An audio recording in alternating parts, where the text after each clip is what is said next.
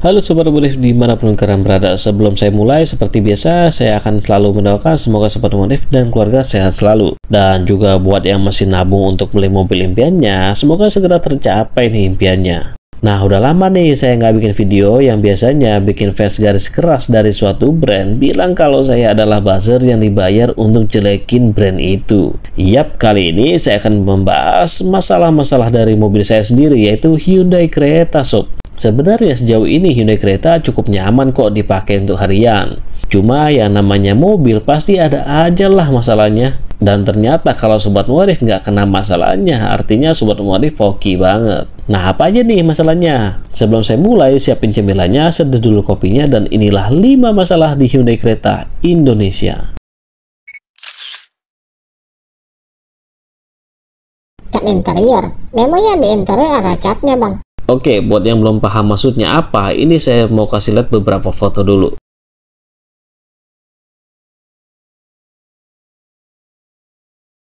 Yap, inilah yang saya maksud dengan cat interior. Dulunya pas awal saya baru beli mobil ini, saya pernah baca keluhan seperti ini di grup Facebook Hyundai Creta Indonesia. Saya kira kalau cat pada bagian panel di setir ini bisa terkelupas karena jari-jari iseng si pengemudi. Ya memang harus diakui ada beberapa orang yang kadang suka gak sadar tangannya menggaruk sesuatu.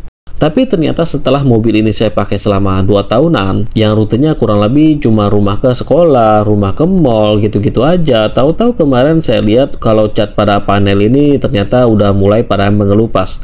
Wow! Oh my god!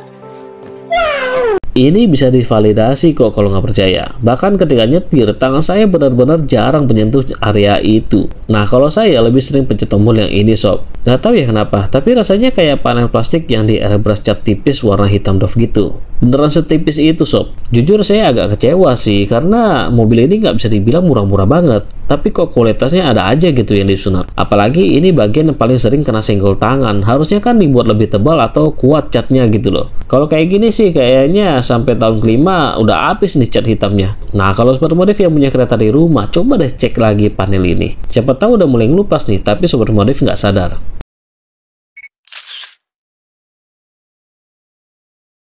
Masalah berikutnya adalah rem cakram belakangnya yang berisik banget. Jadi masalah di mobil saya dan juga di beberapa mobil lainnya adalah rem cakram belakangnya yang berdecit sob ketika kita menekan rem sambil mundur. Di beberapa case malah bunyi rem ini bisa terjadi ketika mobilnya melakukan pengereman ketika sedang melaju-maju. Nah, masalah ini juga bisa dikonfirmasi langsung ke bengkel resminya karena saya pernah mengadukan masalah ini. Namun menurut pihak bengkel, masalah ini belum ada jalan keluarnya. Dan menurut mereka, rem bunyi ini karena kampas rem cakram Hyundai Creta ini punya karakter yang lebih hard. Alhasil, ketika ada sedikit saja kotoran yang menempel ke piringan cakram atau kampas remnya, maka bunyi-bunyian seperti berdecit itu akan kembali lagi. Sejauh ini, solusi yang paling umum ditawarkan oleh pihak bengkel resmi adalah dilakukan pembersihan aja. Dan di tahun kedua ini, bunyinya perlahan mulai keluar lagi. Ya untungnya sih kali ini suaranya nggak terlalu berisik banget. Entah ini kampasnya yang udah mulai habis atau memang kotor lagi, saya nggak tahu. Soalnya pas servis terakhir saya di bulan Januari ini kayaknya nggak dilakukan pengecekan pada bagian rem deh.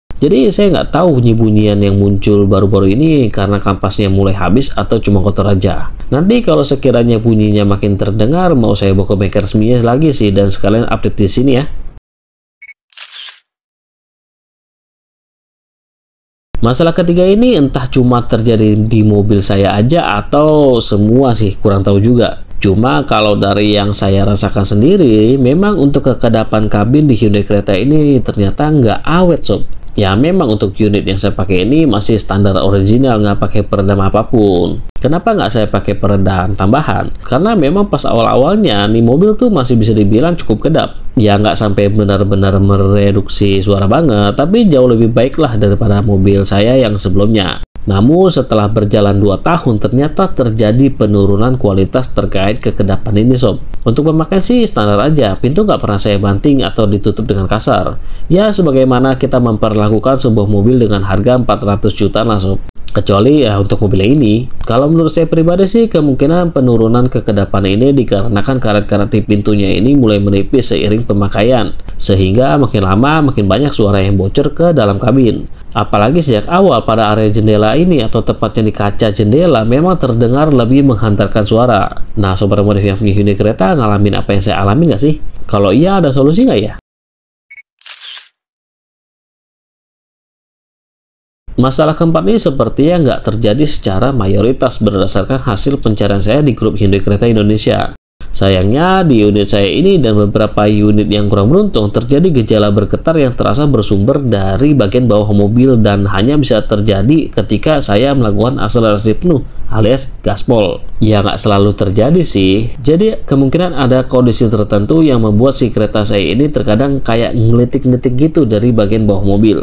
Kalau dari yang saya rasain sih kayak ada baut yang kendor atau suara besi kecil beradu gitu. Tapi masalahnya adalah nggak cuma suara aja, getarannya pun terasa di kaki ketika kaki ditempel ke bagian lantai mobil. Saya udah pernah coba cek ke bagian kolong mobil berharap kalau suara itu berasal dari baut yang kendor. Tapi sayangnya saya nggak menemukan adanya baut yang kendor. Jadi sampai hari ini pun saya belum tahu nih apa yang menyebabkan suara dan getaran itu bisa muncul. Apakah itu suara dan getaran CVT yang slip atau baut kendor? Saya nggak tahu.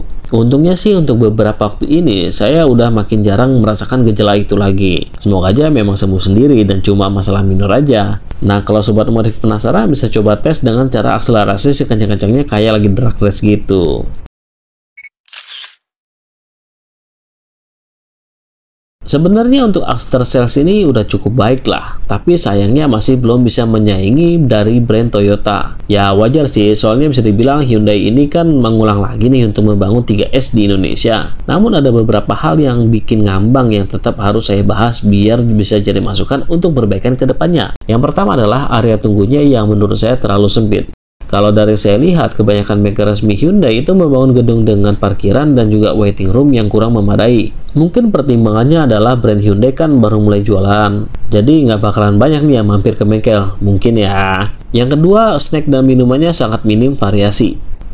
Sebenarnya sih bukan sebuah keharusan juga untuk menyediakan berbagai jenis snack dan juga minuman. Tapi saran aja, mungkin bisa ditambahkan beberapa jenis lagi untuk snack dan untuk minumannya bisa disediakan selain kopi dan air mineral. Setidaknya diharapkan bisa mengkompensasi ruang tunggunya yang imut itu. Yang ketiga, staffnya suka hilang-hilangan. Selalu ada aja staff yang nggak stay di tempatnya. Entah bagian customer service, entah bagian yang ambil nomor antrian, entah nanti bagian service advisor-nya, entah bagian nanti body repair-nya, bahkan bagian yang refill snack-nya aja bisa ngilang sob. Asli sih, masih banyak banget yang perlu diperbaiki oleh Hyundai Motor Indonesia agar bisa bersaing dengan mobil pabrikan Jepang.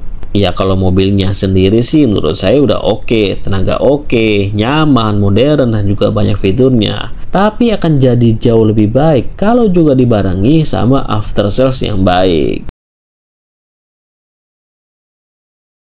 Nah, itulah 5 masalah di Hyundai Creta Indonesia. Gimana nih menurut sobat modif?